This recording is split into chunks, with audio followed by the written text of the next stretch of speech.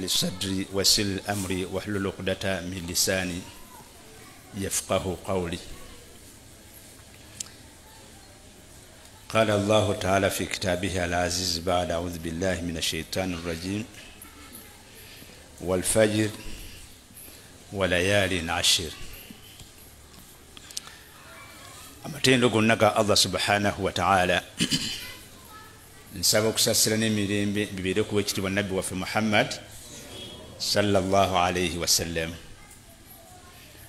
Oluvannyuma lw'ebigambo ebyo nga nsaba Allah subhanahu wa ta'ala ebigambo byange mu bufunda bwabyo Allah abifuule ebigazi nga bimaze okuyingira mu bwongo bwammwe ne mutuyambako okubituusa eri abantu abalala. Assalamu alaikum wa rahmatullahi wa barakatuh.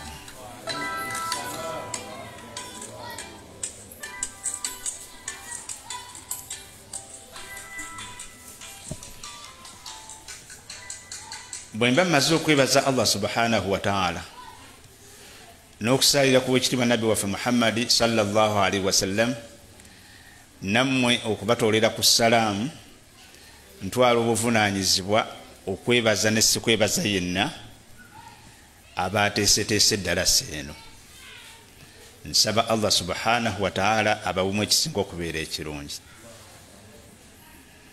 Ensi gye tulimu eno olwaleero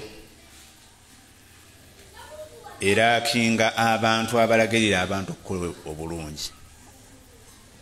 Nabbi waffe Allah subhanahu wa ta'ala yagamba mu kitabu kituufu Qur'an baada a'udhu billahi minash shaitani rajim, kuntum khayra umma ukhrijat linnas ta'muruna bil ma'ruf wa tanhauna 'anil munkar wa tu'minuna billah. Fenna tumanyi nti abantu abasinga okubeera abatuufu saabasinga wabula abatuufu bokka abaliwo bebe ekibiina kya nabbi Muhammad sallallahu alaihi wasallam. Naye etteeka eryo lyensomye ekifuula abantu b'ekibiina kya nabbi waffe Muhammad sallallahu alaihi wasallam okubeera nti be batuufu abaliwo, Allah yabiteekako ensonga nti ekibafuula abalungi muteekwa okuba nga mulagira abantu okukola obulungi era ne muziyiza abantu okukola obubi. Mubalagidde okukola obulungi ne mubayiziyiza okukola obubi, naye nga emabega mwasoose kubeera nga mukkiriza Allah subhanahu wa ta'ala. Ekyo olukikyusa ne mulagira abantu okukola obubi ne mubaziyiza okukola obuki obulungi nga temukkiriza na Allah subhanahu wa ta'ala, ekyennyume kyabiri kyekibeera ku mmwe ti mmwe musinga okubeera abantu ababi ku lukalu lwaki lw'ensi eno. Naye ekibi ekiriwo nti bwe tutunula n'obwegendereza ate kyetusanga mu bantu tusanze batono nnyo nga bwe batuula abasatu, bwe batuula abana nga basigadde bokka bateesa kulagira abantu kukola bulungi, wabula ababeera abasatu ababeera abana nga beekwese babeera bateesa kulagira balala okukola obubi. Ekitegeeza nti ekibiina kya nabbi Muhammad sallallahu alaihi wasallama kiba kiri mu livansi. Kati bwe nfuna abasatu abana nga batuula gye batudde ne bagamba nti abasiraamu tebafuna misomo gyabwe, tubategekere basome, mpulira nga ffenna tuteekwa basabira obulungi kubanga gwe gwali omulamwa gw'ekitibwa nabbi waffe Muhammad sallallahu alaihi wasallam. Bwe mmaliriza abantu abo neebaza ne si kwebaza yenna be baayise nti mujje musome, nabo ne bakkiriza ne bajja, kubanga bano ne bonaabeera bagezi batya ne bayita abantu bajje basome ne wabula wajja tebajja kusobola kusomesa, wabula gwawaddeyo obudde bwo nojja gwe mulamwa gw'ono eyayise. Nammwe nsaba Allah subhanahu wa ta'ala okuwaayo ebiseera byammwe ne mukkiriza okujja okusoma, Allah abaggulirewo ebirungi muno mu nsi, abaggulirewo n'ebirungi ku lunaku olw'enkomerero. Nzijukiza nti Oweekitiibwa Nabbi waffe Muhammad sallallahu alaihi wasallam okusomesa kwe kwonna kwali mu muzikiti nga bwe tuli olwaleero. Tetulinayo tetugamba nti yagenda mu kiraasi egindi n'asomesa abantu P1 n'asomesa abantu P2, bano bayise bagenze mu P3 bagenda kutuula bibuuzo. Tibyaliwo ku mulembe gw'Ekitiibwa Nabbi waffe Muhammad. Naye bonna abasoma olwaleero abateekawo P1 ne P2 ne P3 okutuuka gye bakoma ku yunivasite ate basoma mu bitabo by'abali abasoma ku Oweekitiibwa Nabbi waffe Muhammad sallallahu alaihi wasallam. Lwaki kiri bwe kityo? Kubanga abaawaayo ebiseera byabwe nga Oweekitiibwa Muhammad asomesa bakwatanga ekkalaamu ne bawandiika. Basookanga kuwuliriza byasomesa ne bakwata ekkalaamu ne bawandiika. Bwe baddangayo awaka ne bateeka mu nkola ebyo byennyini byayigiriza Oweekitiibwa Nabbi waffe Muhammad sallallahu alaihi wasallam. Kyembasaba olwaleero bwe bakuyita nti jangu osome, enniya yo gitereeze ng'ozze kusoma ku lwa Allah subhanahu wa ta'ala. Bw'oba ojja funa ekkalaamu ofune n'ekitabo owandiike ebimu ku ebyo ebikusomeseddwa. Bw'oba ozzeeyo teeka mu nkola ebyo ebikusomeseddwa yeddiini ya Allah subhanahu wa ta'ala. Bw'oliba ofunye obudde naawe ofuneyo ekitonde kimu ky'otuula nakyo obeere ng'okisomesa ebimu ku ebyo by'osomye oba byejjukira ebikusomeseddwa omusomesa. Bw'onooba okoze ekyo ojja kuba otuukiriza kyeyetaaga Allah subhanahu wa ta'ala, kyeyetaaga Oweekitiibwa Nabbi Muhammad sallallahu alaihi wasallama, kye twetaaga abali mu mulembe gwaffe guno gwe tulimu olwaleero. Okusomesa kwange olwaleero bansabye mbeere nga nkoona ku nnaku 10 eziri mu mwezi ogwa Dhul Hajji eze tusuubira insha Allahu ta'ala okutandika enkya oba okutandika okwosa enkya insha Allahu ta'ala. Ekisooka kimuba muteeka mu mutwe gwammwe nti ennaku 10 eziri mu mwezi ogwa Dhul Hajji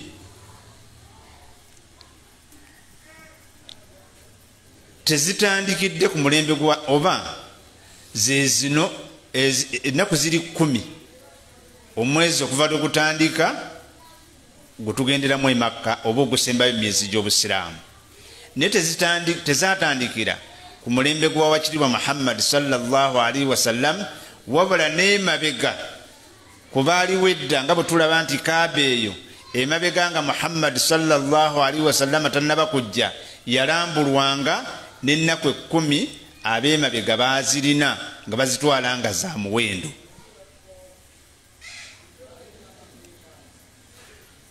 Nga bwe tugenda okukola hijja ne twetooloola Kaaba ne tutuuka ku Kaaba ne tusangako ekifo kye bayita Maqaami Ibrahim, nti wano Ibrahimu we yayimirira ng'asinza Katonda we. Ne tutuuka Adamu olusozi lwe yayimirirako, emirembe egy'edda nga tubisanze Makka, n'abalala be tusangayo mu bannabbi nga baayitira awo. Bwe ziti ennaku 10 bwe tuzisanga ku bantu abaaliwo emabega ng'Oweekitiibwa Nabbi waffe Muhammad sallallahu alaihi wasallam nga baali bazitwala nga za muwendo ebyo Allah subhanahu wa ta'ala byerekedde. Yensonga lwaki Oweekitiibwa Nabbi waffe Muhammad sallallahu alaihi wasallam bwe yazimanya kusinziira ku kuyigiriza kw'abamu ku bakyala be, naddala Aisha radhiyallahu anha agamba Nabbi waffe Muhammad sallallahu alaihi wasallama yasiibanga olunaku olwalinga olw'10 n'emabega ezalingangayo Ashura, yasiibanga n'emabega ezalingayo ennaku 9 naye ng'akikola lwaki? Olw'ebyo ye Nabbi Muhammad sallallahu alaihi wasallama bye yali amanya ebirungi ebyalimu. Abasomi oba abamanyi baba boogera ku nnaku ezo 10 omu ku bitonde Allah subhanahu wa ta'ala biyatonda nga yabyetondedde n'abiteeka muno mu nsi yayitibwanga Firaawo. Allah yamuwaako ku bugagga n'amuwaako ku bufuzi n'ebirala bye yamuwa, naye yalina eddaala lye yatuukako n'agamba nti kati nze ndi Katonda. Naye Allah bwe yali asalawo okumuggyawo, purogulaamu zonna Allah yazikolera mu nnaku zino emmeka 10 okutuusa Allah subhanahu wa ta'ala lwe yamusaanyaayo ne kitubeera nga tuzzeeyo okumanya nti asinzibwa ye Allah subhanahu wa ta'ala.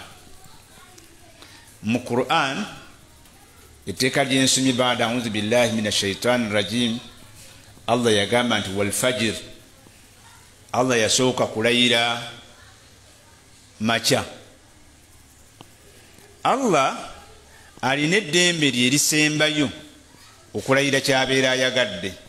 Seebitonde tebirina ddembe lyonna wadde lutemya lw'eriiso okulayira atali Allah subhanahu wa ta'ala. Abaffe abaawano balayira bajjajja baabwe nti ndayidde jjajja wange ow'egindi, ndayidde nnyabo anzaala n'ebirala ebidiridde okufiira mu kitooke kya gonja. Mba ŋŋamba ggwe ogambe n'omulala aliwo nti ebeera shiriki mu Busiraamu. Omuntu takkirizibwa kulayira atali Allah subhanahu wa ta'ala. So ye Allah subhanahu wa ta'ala waddembe okulayira mu bitonde bye kyabeera ayagadde, kubanga ddembe lye ery'obwebange. Naye Allah kyakkiriza okulayira aba agamba nze naawe oweeyo obuddo kirowoozaako lwaki Allah subhanahu wa ta'ala yakilayira.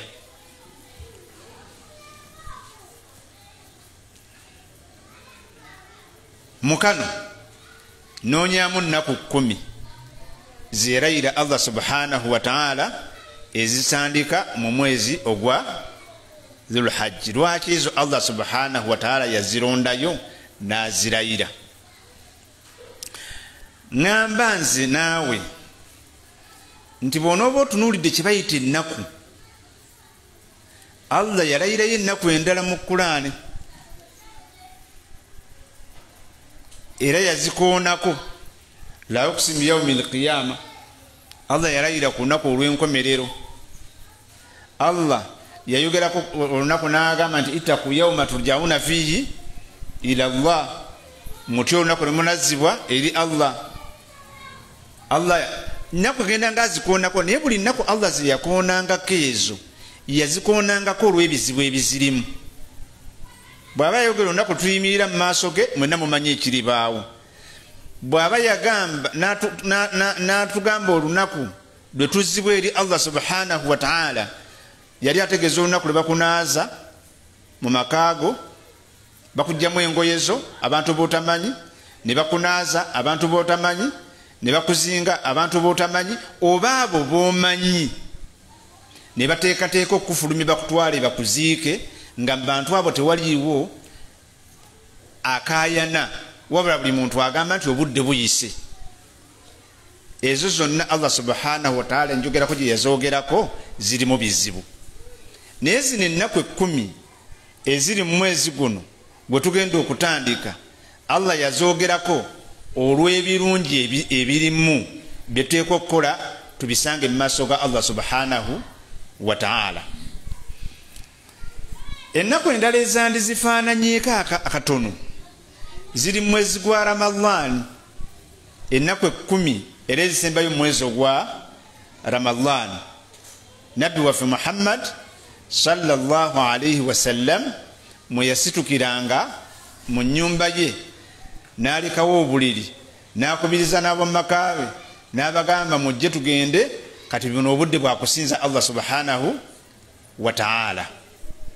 N'otuuka okulowooza nti ku zino ennaku 10 ezisembayo mu Ramadhan n'ennaku 10 ezitandika mu mwezi guno gwa Dhulhajji ziriwo ezisinga ku zinne waazo, naye nga zonna zibaamu ebyama bya Allah subhanahu wa ta'ala.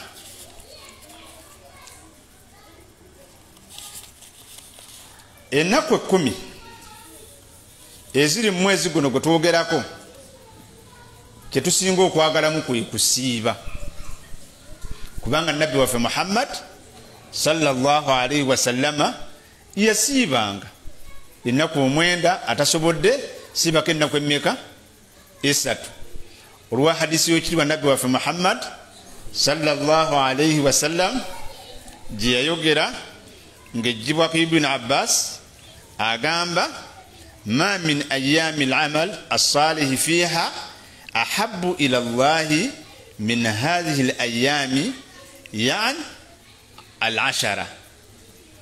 Nabbi waffe Muhammad sallallahu alaihi wasallam hadisi gye yayogerwa ng'ejjibwa ku Ibn Abbas yagamba ti munaku zonna ze mumanyi tiwali mulimu mulungi guliyo gukolebwa muzo nga gwetaagibwa eri Allah subhanahu wa ta'ala ogusinga ogukolebwa mu nnaku 10 eziri mwezi guno ogwa Dhul Hajj. Qaalu abaaliwo mu buddo nga mwe muliwo olwaleero bagamba owekitiibwa nabbi waffe Muhammad sallallahu alaihi wasallam nti ya rasulallah owange omubaka wa Allah wala jihada fi sabilillah teriyo mulimu mulungi kakubeere omuntu okulwana mu kkubo lya Allah subhanahu wa ta'ala. Nabbi waffe Muhammad sallallahu alaihi wasallam n'abaddamu qala n'agamba wala jihada fi sabilillah kakubeere okulwana mu kkubo lya Allah subhanahu wa ta'ala toyina mulimu goyinza kukola mu nnaku ndala gusinga bulungi okujjako ogukoleddwa mu nnaku ezo. Bwe yali ayagala okusulika kwekyakulage nti guliyo yagamba nti illa rajul okujjako nga musajja yavuddeyo kharaja binafsihi ye nyini n'afuluma fi sabilillah nga agenze ye kennyini wa maalihi n'agenda ne sente ze falamu yarji n'atakomawo oba n'atakomyawo min dhalika bishaiin obulamu ne butakomawo ne sente ne zitakomawo n'afiirayo naye ng'abikoze ate mu nnaku ziruwa zino gwe mulimu ogubeera waggulu w'emirimu egyo gyonna.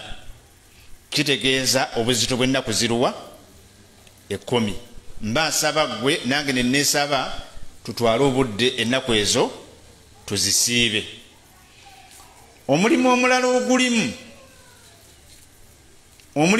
ogulimu ogukolebwa mu nnaku ezo 10 okusiiba nkwogedde mu nnaku 9 naye kusinziira kuyigiza kwekitiibwa nabbi waffe Muhammad ate yakulembeza nnyo okusiiba olunaku olwa Arafa kubanga nalwo luli mu nnaku ez'emmeka 10. Eno yonna wabeera wakutawaanya naye ate bwe lutuuka ku lunaku olwa Arafa omusiraamu omukkiriza ate kuddusiiba luli mu nnaku ez'emmeka 10.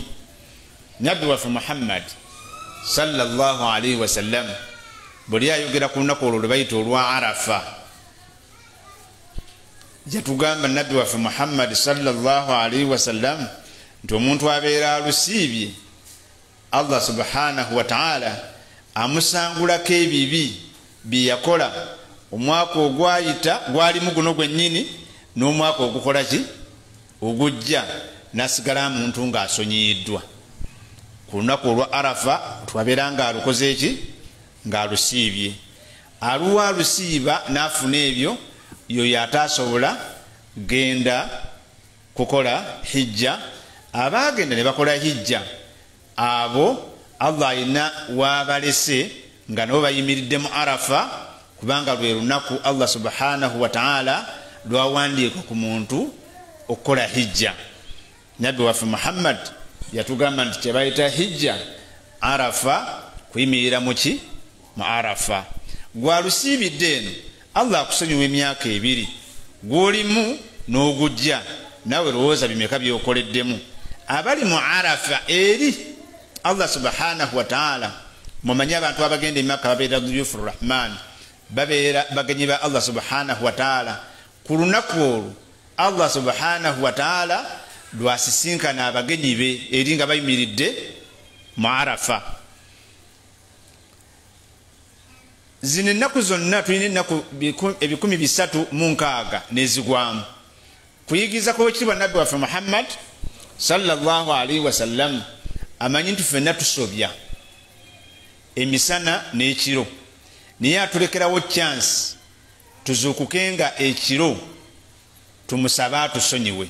Batugamba nti mu kiro ekyokusatu mu kitundu ekyokusatu ekyekiro Allah asembeza ekitiibwa kye ku ggulu erisooka n'agamba baliwo abalina ebizibu byabwe nga bansobezza baagala mbasonyiwe mbeere nga mbasonyiwa.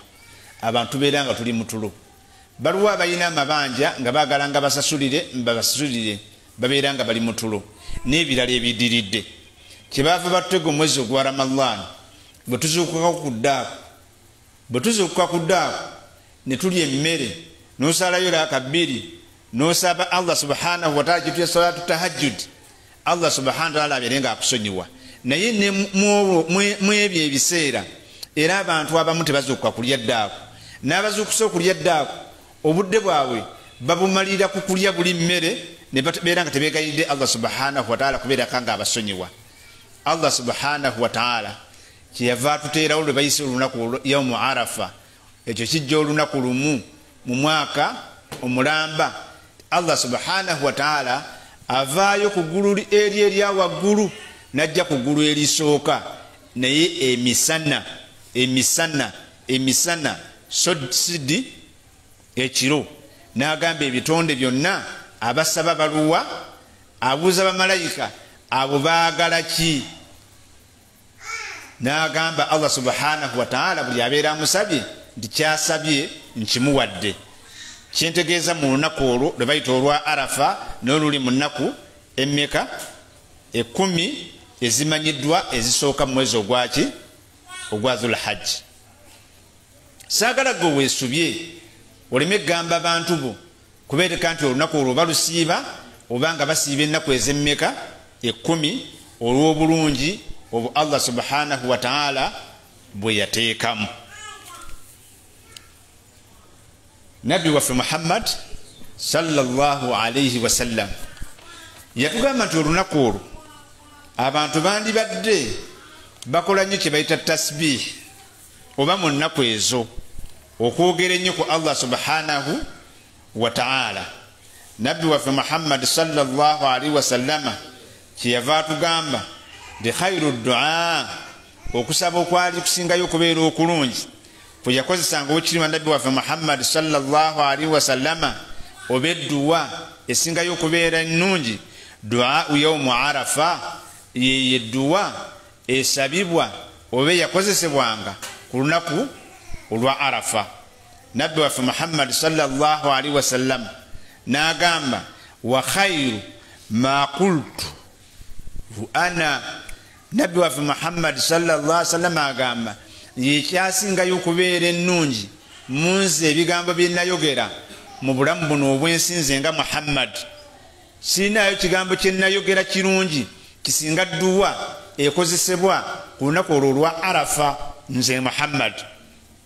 N'agamba wannabiyuuna min qabli, ate nga ne bannabbi abaaliwo nga nze sinaba kubaawo nabo yedduwa gye bagira ki gye bakozesa, nabo tebalinayo kigambo kyonna kye bakozesa kyasinga kubeera kirungi okusinga ekigambo ekyo ekikozesebwa ku lunaku olwa Arafa. Ng'era tekibeera kibi okukozesebwa mu nnaku zino 10 n'otuuka ku lunaku luli ng'okikola ki ng'okimanyi. Era wembeera nkyogeredde nja kubeera nga nkusaba gwe okiddemu okikwate kibeere kigambo kyo ekitava ku lulimi lwo. Nabbi waffe Muhammad bwe yali akibuuzibwa kyali kigambo ki, yagamba ye muntu okugamba nti la ilaha illa Allahu wahdahu la sharika la. La ilaha illa Allahu wahdahu la sharika la. Muddemu la ilaha illa Allahu wahdahu la sharika lahu lahul mulku wa lahul hamdu wa huwa ala kulli shay'in qadir. لا إله إلا الله وحده لا شريك له له الملك وله الحمد وهو على كل شيء قدير لا إله إلا الله وحده لا شريك له له الملك وله الحمد وهو على كل شيء قدير. kini kigambo nabbi waffe Muhammad agamba nti yitalina kigambo kyeyogera mu bulamu bwe kisinga bulungi kisinga ekyo ne bannabbi abamusookawo, naye omukisa gutuweereddwa naffe tubeere nga tukiwogera. Oba oli awo tutuuke ku bulungi bannabbi bwe baatuukako oba bwe yatuukako wekiri bannabbi waffe Muhammad. Naye obuzibu obukirina, ebizibu byabo biringa bibiri byokka. Ekisooka kwe kutegeera amakulu g'ekyo ky'oyogedde. Mbaddiremu va kugamba la ilaha illa llahu nga totegedde kyokola ki? Wahdahu la sharika lahu lahu lmulku wa lahu lhamdu wa huwa ala kulli shay'in. Otegedde kyoyogera oba tokitegedde? Abaaliwo ku mulembe gw'ekirwa nabbi waffe Muhammad mwe mwali bakitaabe, mwalimu bamaama be, mwalimu bakojjaabe n'abalala abaddirira. Yabakoowolanga okujja eri obusiraamu nga bonna abagamba nti qulu la ilaha illa llahu. Bwe yabayitanga okujja muyingire mujje mu busiraamu yabagambanga kintu kimu mugambe teri kisinzibwa okujja kaani Allah. Naye baagaana okuyingira mu busiraamu. Lwaki baagaana? Kubanga baali bamanyi amakulu g'ekigambo Muhammad sallallahu alaihi wasallam kyabagamba kiki ekivaamu singa baba bakitegedde bulungi ne bakiteeka mu nkola. Naye gwe olwaleero lwaki kikwanguyira? Kiri nti ebiseera ebisinga oba totegedde kye bagamba era tolowoozezza kiki kyogenda kuteeka mu nkola. Lwaki baawangula entalo zonna abaawangula n'okitiibwa nabbi waffe Muhammad sallallahu alaihi wasallam? Baawangula lwa kintu kimu, ti ekigambo ekyo bwe bakyogeranga ne bategeera amakulu gaakyo, wonna we baagendanga kye baalinga bateekesa mu nkola tebalina buzibu baasanga. Lwaki tukaluubiddwa byonna byetukola olwaleero? Kubanga ekigambye la ilaha illa llah tekisinzibwa okujjako Allah subhanahu wa ta'ala, tetukitegedde makulu gaakyo ne bye tugendamu tetukikulembeza, ne tubeera nga twayogera birala ne bye tukola birala. Bw'oba oyagala okukubirako ekifaananyi ku kigambo kye gamba la ilaha illa llah teri kisinzibwa, tandika n'akantu ke bayise nti teri. Mu Luganda oli kasita agamba nti teri, obadde ozze ng'oyagala kulya oli n'agamba nti teri kyakulya. Teri oli olugamba nti teri, ekiddako manya nti waliwo obuzibu obukoze eki. Kaakati baali boogera kusinza, ensi yalimu abasinza bangi, abasinza emunyenye baaliyo, abasinza ebifaananyi baaliyo, abasinza ensolo baaliyo, naye Muhammad sallallahu alaihi wasallama najja n'ekigambo nti teri, kyekitaliiyo ekisinzibwa. Kati buli muntu nasigala ng'ali mu bbanga. Gwe mutwe gwe kiyingiddemu nti teri kisinzibwa. Namba 2 kyekigambo kusinza kyekyali kitegeeza. Abantu bagamba nti teri kisinzibwa, omuntu tamanya ekintu kusinza kiki kye baali bategeeza. Kye bayita okusinza nga bwe nkyogeredde ddala bwe kiri nti bw'oba oli muli wa nnyama, waliwo abaagala okulya ekifo ekyeggumba nga tayagala kitaliimu ggumba. Kitegeeza ekyeggumba kyasinza ku kitaliimu ggumba.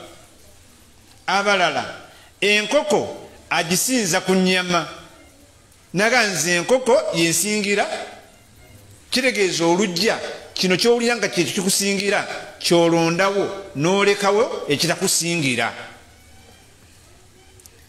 kakati obulamu buno bwe tulimu obwensi Allah yatugamba mu Qur'an baada a'udhu billahi minash shaitani rajim wama khalaqtul jinna wal insa illa liyabudun amajinni n'abantu siwali nsonga lwaki natwalayo obudde bwange mbatonde okujjako nali njagala banneesinze. kitegeeza emirimu gyabwe gyonna gye bakola babeere nga bakulembeza nze nga nze ndi waggulu w'ebyo bye baagala bwe bamanya nze kyenjagala kye basooka okukola oluvannyuma ne bakola ebyabwe bye baagala. buli bwokola Allah kyayagala nga tonnakola kikyo kyoyagala oba omusinzizza. buli bwokola kyoyagala nga tonnakola Allah kyayagala oba weesinzizza. kakati gwe ddayo otunuulire bye waakozeeko emabega omanyi osinzizza Allah oba tomusinzizza. oddeyo ku basahaba abawangala n'obukiribwa nabbi waffe Muhammad kubanga abantu abasinga obungi bagenze Makka eyo gye mulya gye bayimirira mu Arafa n'awalala bayina ebintu byebatakopya ebyo byebateetegereza naye nga bye byali ebigendererwa byaffe okugenda e Makka.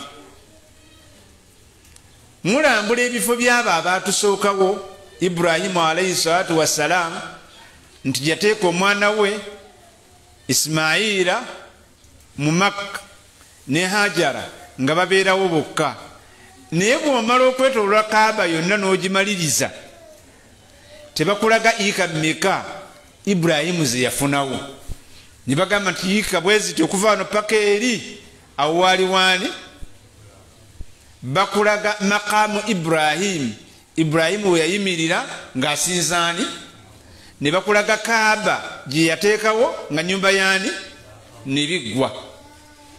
kakati gwe olwaleero buli wewayimiriddeko wonna ng'olina kyoyogera osooka kwagala ekikyo ng'omuki naye nga tonnafa ku Allah subhanahu wa ta'ala kyakola ki. era bwe tuba tukujjulula nga tukujjawo tulina gye tukutwala okuziika nga kyentegeeza tusiŋŋaana n'ekiraamo kyo nga n'ebyo byonna by'okoze muno buno obulamu obwensi okyabiramula ng'oli mu ssanda obijjako Allah subhanahu wa ta'ala engeri ye gy'abyagalamu naye nga gw'ogamba nti mu nsi walimu ng'osinza Allah subhanahu wa ta'ala. so wandibadde okulembeza Allah by'ayagala n'oddira ebibyo n'obisembya emabega. tudda mu bulamu buno obwa bulijjo nti omuntu abeera ne muwala we n'amuzaala nga tamanyi mwana gwagenda kuzaala muwala oba mulenzi. Allah n'amuyamba n'azaala omwana nga muwala bonna ne basanyuka ne bagamba nti tuzadde sukaali. ani amuwadde sukaali? Allah subhanahu. omwana n'omukuza ngeri gy'oyagadde omwana n'afuuka omulungi mu bulamu buno obwaki obwensi. abantu bonna ne beenyumiriza mu ggwe tugundi alina omwana omulungi aliba awasizza omuwala oyo alibeera awasizza omuwala ow'obuvunaanyizibwa. omwana oyo lwe yazaalibwa wazaalibwayo abaana abalala ku kyalo ekyo kyennyini kuwangaalira. abaana abalala abazaalirwako tebafaanana na muwala wo. omuwala wo wanjawulo. omuntu azze okuwasa muwala wo Allah n'amugjayo nga minisita.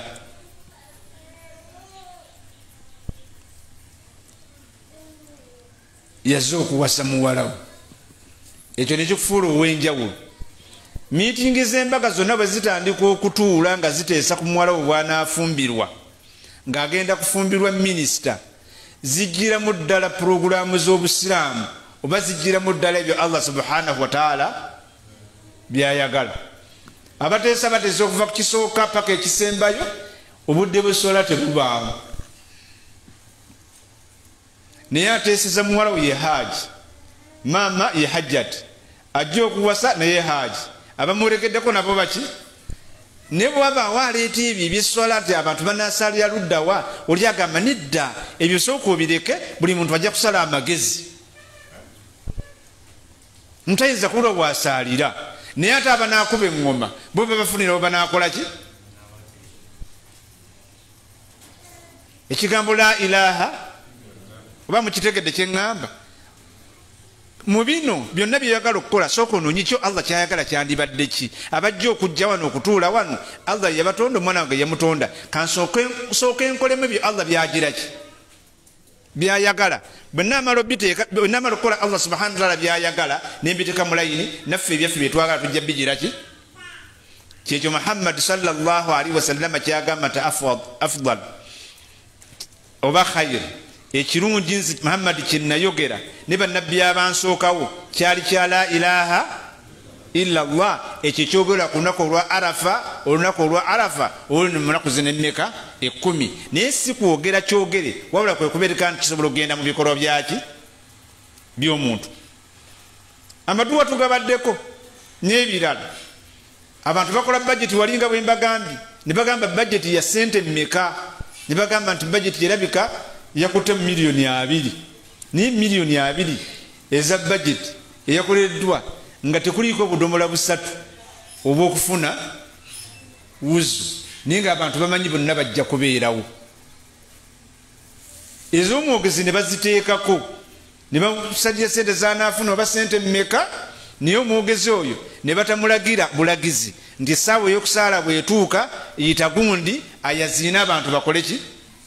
Era bwe bamugamba nga bamutaddeko sente zaabwe ajja kulya emitwalo gya 2 mu kwogera kwe, namugamba nti omwazi nnyo muyitaabe ayaziina abantu basaale, ono yennyini gwe bawadde sente ez'okwogera yeekanya nagamba ate ebyo biki bimuleeta ku mukolo?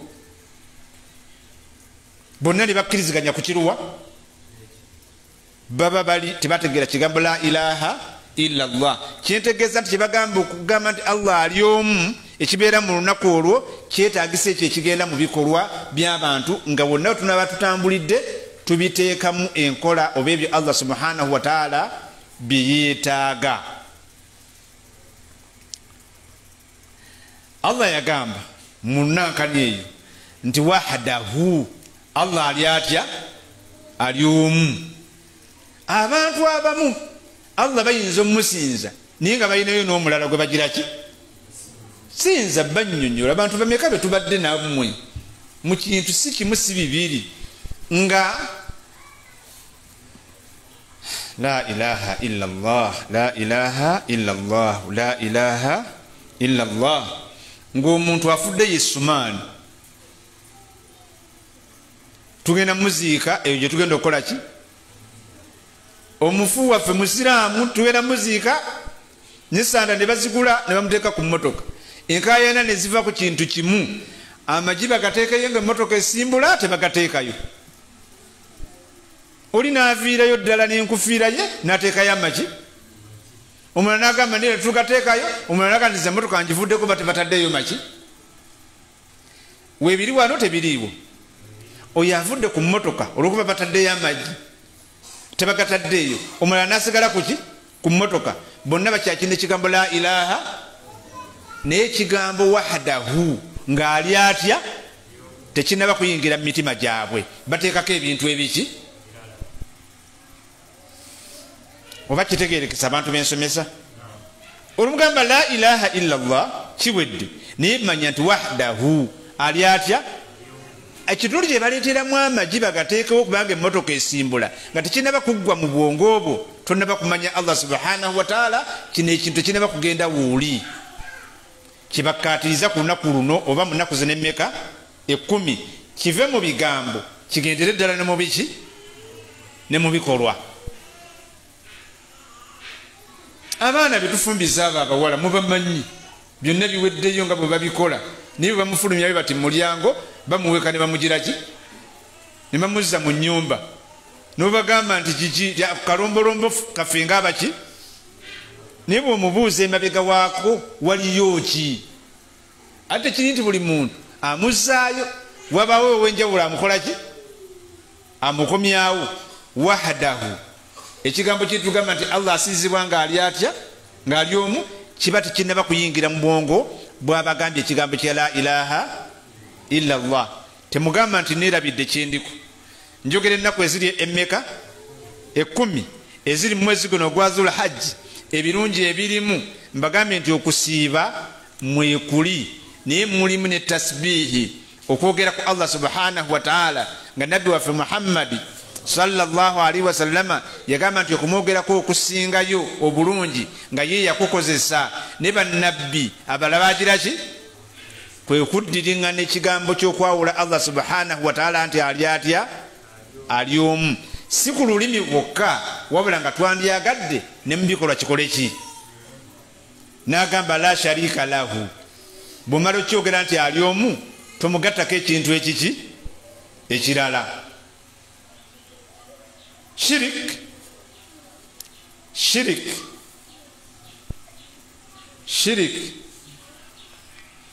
era abantu tebamumanyi. Allah subhanahu wa ta'ala yagati amazambi gonna Allah alina okuwewa nakusonyiwa naye okujjako nga mugaseko ekintu ekiki ekirala. Kino kintu kyakumpi nnyo, buli ategeera asobola okukitegeera.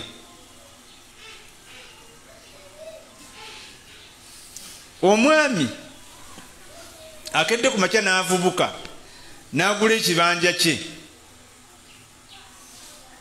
n'akiteekamu ennyumba ye n'agenda n'ayogereza omukyala n'amuleeta mu maka ge n'amuwa byonna ebikozesebwa. Omukazi amukolera birungi byenkana ki omusajja n'asiima ng'agasseeko okuleeta omulenzi gwe yali ayagala nga tannafumbirwa wano mu nnyumba ya bba. Mukategedde ke ngamba? Mukategedde? Omukazi omuwasizza wagula ekibanja n'ozimba ennyumba byonna n'abikola bulungi n'obimaliriza, n'omuwa buli kye yeetaaga, n'alya n'anywa n'akwoleza. Omukazi oyo omusuubira kukolera kirungi ki n'obeera ng'osiimye emirimu gya mukazi wo gyonna gy'akoze ng'agasseeko akantu kamu kokka, kwe kuleeta omulenzi gwe yali agira ki ayagala n'amuleeta wano awaka. Bino anakolera bimeka n'osiima omukazi oyo wangi nga temuddamu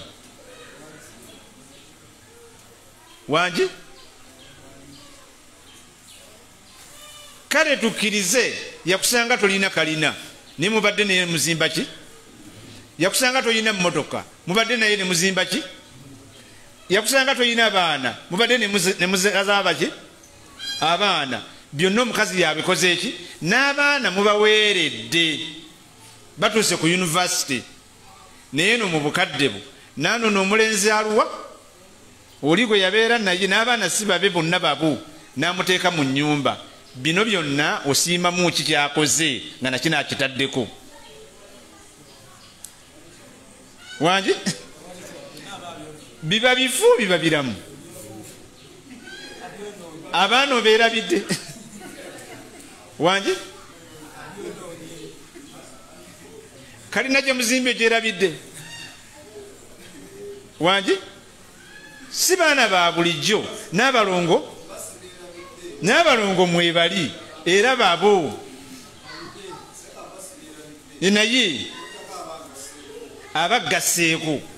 Kakati gamba tolina kyojja kukolera Allah gw'omulage nti oli w'amaanyi, ozimbye emizikiti, okoze hijja, oweeredde bamulekwa, byonna bw'omala obikola n'obiteeka mu layini yaki kookola ensobi n'ogatta kuki ku Allah, biri byonna biggwawo buki? Kyebagamba la sharika, tagattibwako kintu kiki? Mukitegedde oba mukyabulamu?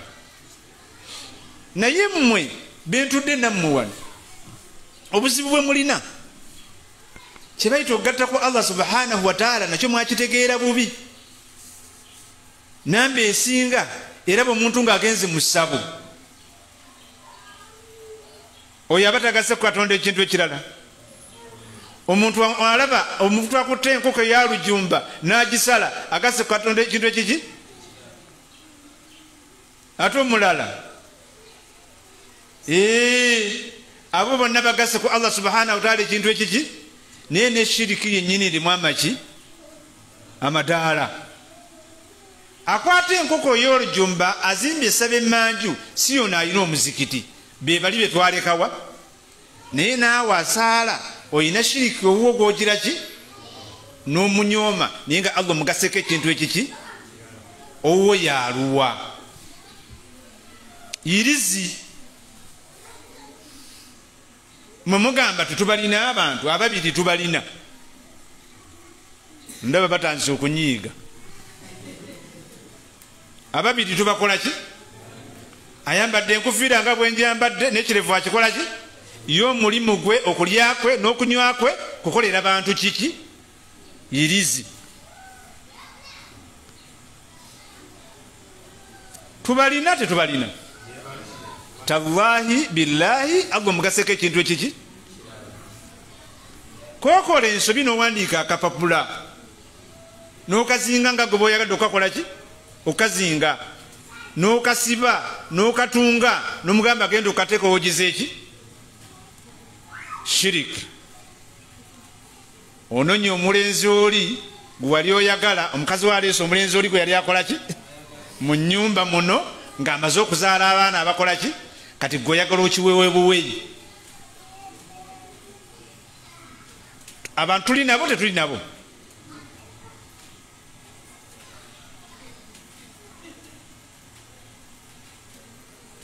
oyo si shiriki bannange. Ennyumba zetuzimba mu miryango egyo gye mulaba egyo egy'amayumba gaffe mujjuddemu obucupa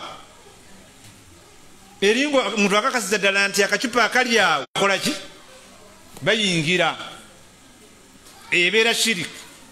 Bwe bagamba la sharika lahu tagattibwako mma nkugamba wanaze mu ddalasa eya leero ddayo obuntu obwo obugyewo. Abakyala osaaga abakyala babba bammwe bafa ago kugamba ki n'abaami abakyala bammwe bagira ki ebyo bonna bwena mwegatta dda nti olufa bweppa gino gyemikolo egigira ki egikolebwa omuzimu gusobole okuteerera obuki ebitanda mubisitula mubiyimiriza waki waggulu n'ebirala bimwogerako era mmanyi nammwe mubimanyi mubitegedde temubitegedde tubikola tetubikola olwemala bikola mu kisenge nodda wano mu ddiiro hajja tenibakubagiza naye la sharika lahu tagira ki tagattibwako ekyo kye bategeeza.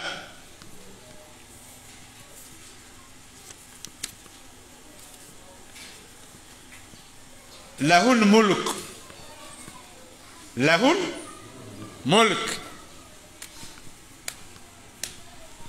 ekigambo lahul mulk kitegeeza nti obufuzi bwani bwa Allah. Allah yagamba mu Qur'ani kuli Allahumma malika ay Allah gwe nannyini buki afuga obufuzi bwonna tuuti mulka owa gwoyagadde obuki watanzi'u mulka obufuzi obwetoolodde wonna bwani atoolako butozi n'agaba nagati nkuwadde wano nawe nkuwaddewa ekikakasa nti Allah yagaba obufuzi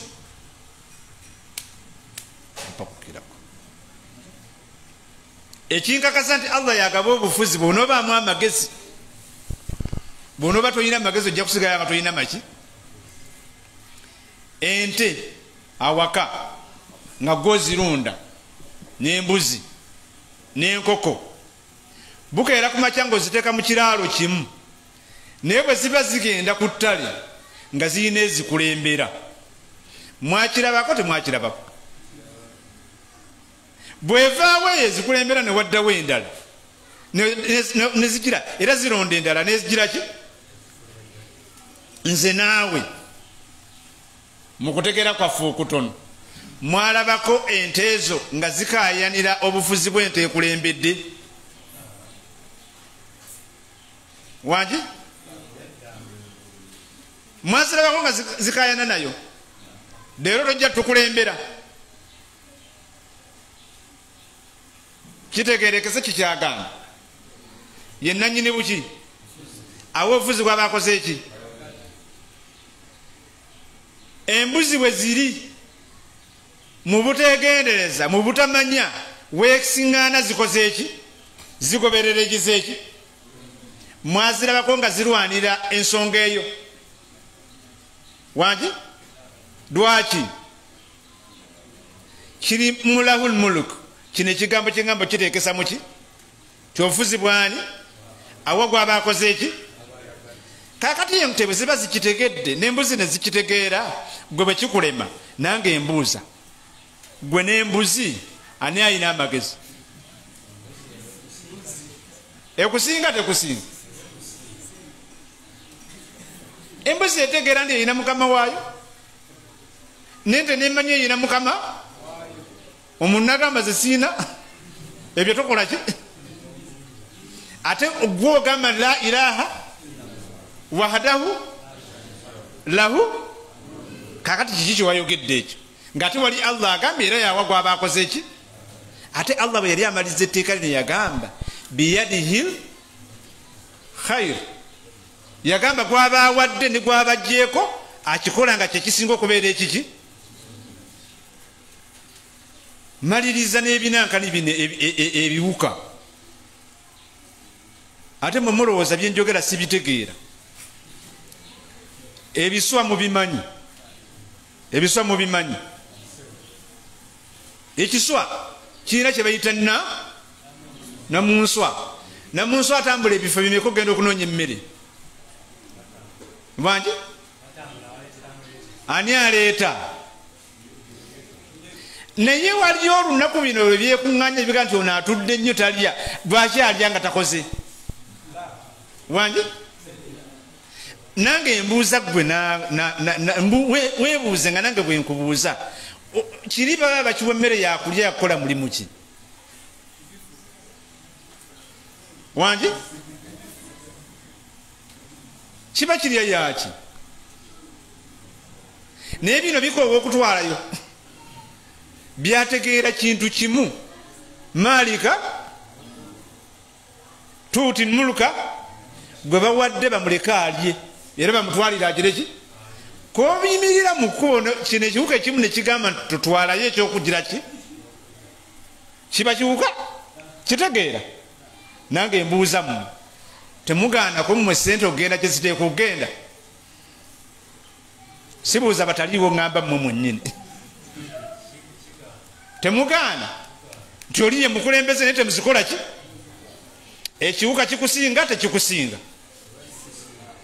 kati edduwa eno yeriwo mu lunaku olwaki olwa arafa gidiriŋŋana naye si kwogera gwogezi wabula n'okuteeka mu nkola bye yali yeetaaga allah subhanahu wataala bibeere muno mu nsi bw'agamba nti yenanyini bukulembeze bufuzi ya bugaba n'agamba walahul hamdu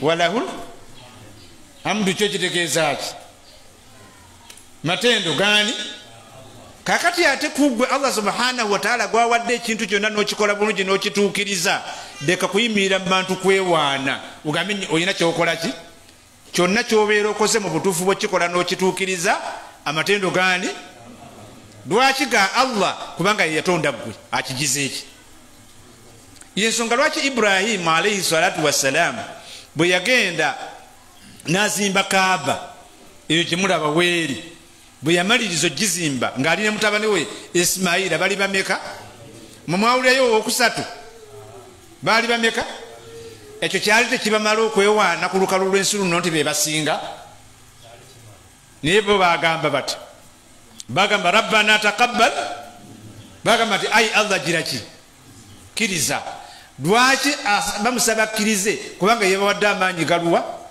ayina eddembe bisazaamu byonna mu butema lwaki lwaliiso kyenoonyamu kiri kimu nkyegamba naawe nga nkikugamba nti ennaku 10 ezanjogeddwako zenteekwa okwogera obulungi obulimu okusiiba mwekuli mukutegedde n'okutendereza allah nakwo kukola ki mwekuli mukusiiba ezo ennaku mulimu okusiiba olunaku olwaki olwa arafa mukutendeza Allah mulimu okulemera ku kigambo la ilaha illa Allah wahdahu la sharika la lahu mulku wa lahu alhamdu wa huwa ala kulli shay'in qadir kubanga nabbi kye yayogera ne bannabbi abasooka kibagira ki munnaku 10 ezo mwe muli okusala okuyiwa omuki omusaayi munnaku 10 mwe muli okuyiwa omuki ku lunaku olw'10 abantu bwe bagamba nti muyiwa omusaayi oba musale dhuhiya bakitwala ng'ekiki ekitono ne mulimu okwebaza Allah subhanahu wa ta'ala ensolo ezo okubeereka nti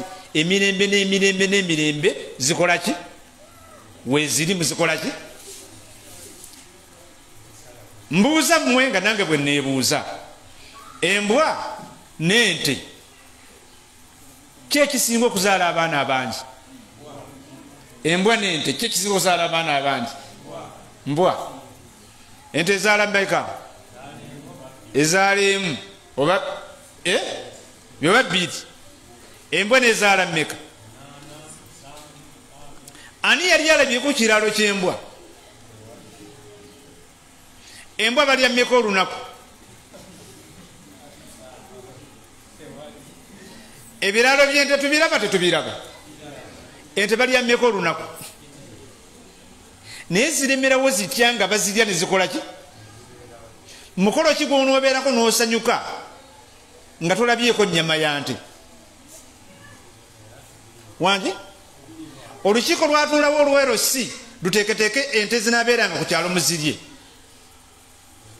olw'eggombola lwe lwatuula olwa disitulikiti lwatuula paalimenti yali ekyogeddeko ebyani abikolako abakinjaaji baweereddemu abaana baabwe bawasizaamu abakazi n'ebirala ebikoze eki naye byabiteekawo ye Allah subhanahu wa ta'ala bw'aba abitaddewo n'awaayo olunaku lumu okwate ensolo eyo ogiweeyo ku lulwe kiba kimu webaza ebirungi byagize eki akasembayo ku ekyo tiye entambula yaffe ku lunaku olwaddi olw'enkomerero kufe kuliko ayagala okutambuza ebigere naye byonna biriwo mu nnaku 10 zino ezibeerawo mu mwezi ogwa Dhul Hajj. Subhanaka Allahumma bihamdika ashhadu an la ilaha illa ant astaghfiruka wa atubu ilaik. Wassalamu alaikum wa rahmatullahi wa barakatuh.